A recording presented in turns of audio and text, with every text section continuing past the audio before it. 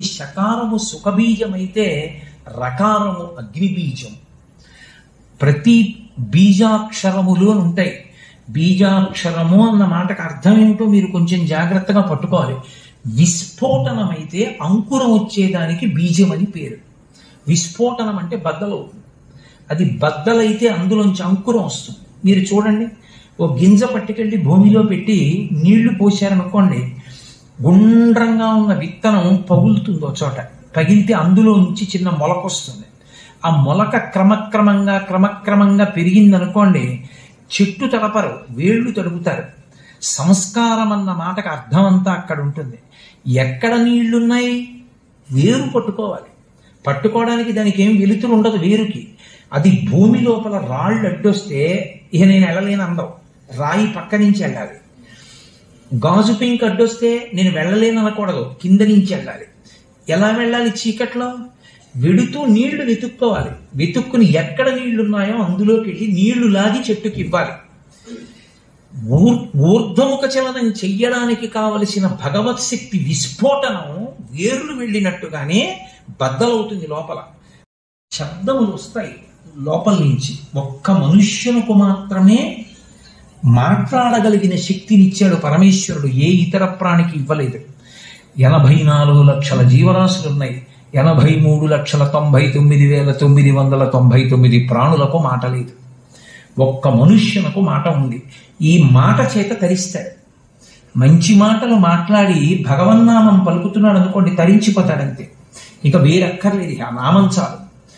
నామం చాలు అని అన్నప్పుడు ఈ కంఠమే అత్యంత ప్రధానమైనది. ఇదే ఆలవాలమై మాట్లాడడానికి అవకాశం ఇస్తుంది.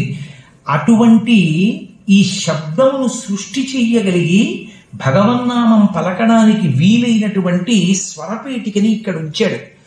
ఈ స్వరపేటికని బహుకాలం నిలవ చేసుకోవాలి అంటే ఒకే ఒక్క ప్రక్రియ ఉంది.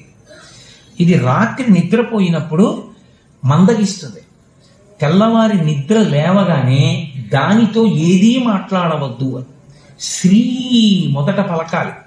అందుకే జాగృత్ విష్ణు సంబంధం కనుక శ్రీహరి శ్రీహరి శ్రీహరి అంటూ లేవమన్నారు.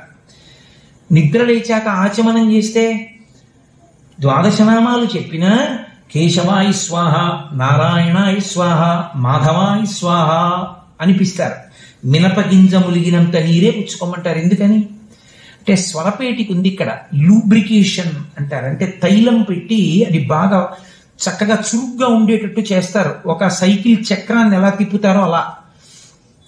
కే కే అన్నప్పుడు మీరు చూడండి, శబ్దాలు ఉత్పన్నం అవడంలో అన్ని శబ్దాలు ఉత్పన్నం అవడానికి 3 స్థానాలలో ప్రధాన స్థానాన్ని నీటితో తడుపుతారు స్వరపేటికని.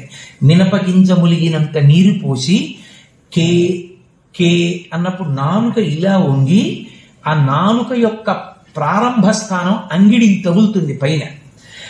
అక్కడ తగిలినప్పుడు గజేంద్రుడు చచ్చిపోయే ముందు నీటిలో ఉండగా మొసలి వచ్చి పట్టుకుంటే ఇక ప్రాణం పోతోందన్నప్పుడు పిలిచాడు. అది కూడా అర్థమయ్యేటట్టు కూడా పిలవాలి. కనీసం అయ్యా మీరు రెండని చెప్పి పిలవడానికి 33 కోట్ల మంది దేవతలు లేచి నించున్నారు, అసలు ఎవరిని పిలుస్తున్నాడు రా అని అడిగారు. ఏమో అర్థం కాలేదని కూర్చున్నారు. దేవతాలోకానికి అంతటికీ అర్థం కాలా ఎవరిని పిలిచాడు. ఎందుకని? అసలు ఏ పేరు వాడలేదు, ఏ గుణము వాడలేదు.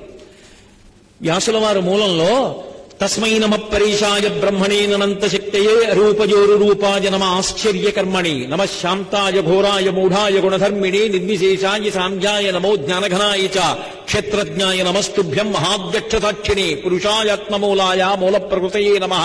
సోహం విశ్వసృజం విశ్వమవిశ్వం విశ్వవేదతం విశ్వాత్మానం పరం బ్రహ్మ ప్రణతోస్మి పరమం పదం. యోగరంధిత కర్మాణో హృదియోగ విభావతే యోగినోయం ప్రపశ్యంతి యోగీశం తం నతోస్పృహం.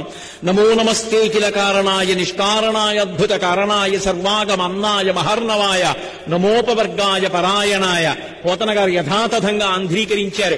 ఎవ్వని చేజనించు జగమెవ్వని లోపల నుండు లీనమై ఎవ్వని ఎందుడిందు పరమేశ్వరుడెవ్వడు మూల కారణం వెవ్వడనాది మధ్యలుడెవ్వడు సర్వము తానయైన వాడెవ్వడు వాని యత్మభౌ ఈశ్వరునే శరణంబు వేడెదన్. స్త్రీ పురుష నపుంసక మూర్తియును కాక తిర్య కమర నరాది మూర్తియును కాక కర్మ గుణభేద తరసత్ ప్రకాశి కాక వెనుక నందియుతా నగు విభుతలం.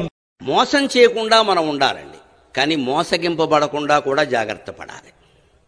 నేను ఎవరిని మోసం చేయలేదు, కానీ నన్నే అందరూ మోసం చేసి అది నీ దోషమే, సవరించుకోవాలి. దాని ద్వారా సానుభూతి సంపాదిద్దామని చూడద్దు.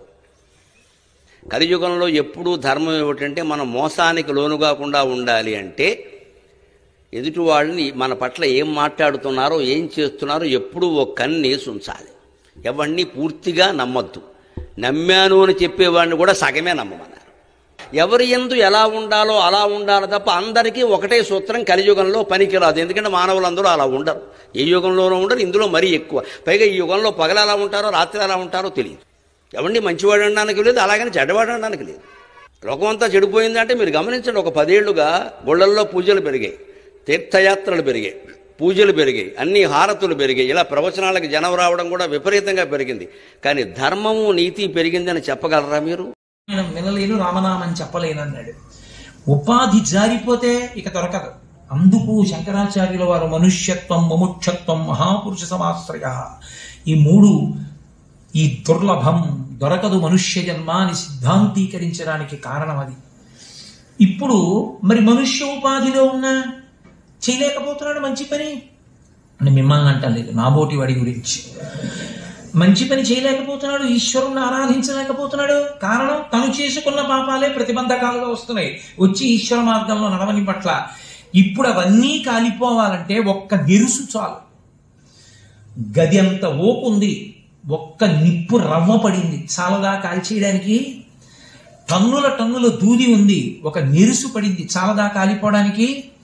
శ్రీశైల పర్వతాన్ని తలుచుకోవడం చాలు, శ్రీశైలం మీద అడుగు పెట్టడం చాలు, శ్రీశైలంలో నివసించడం చాలు, శ్రీశైల పర్వతం మీద కూర్చుని శివనామని చెప్పడం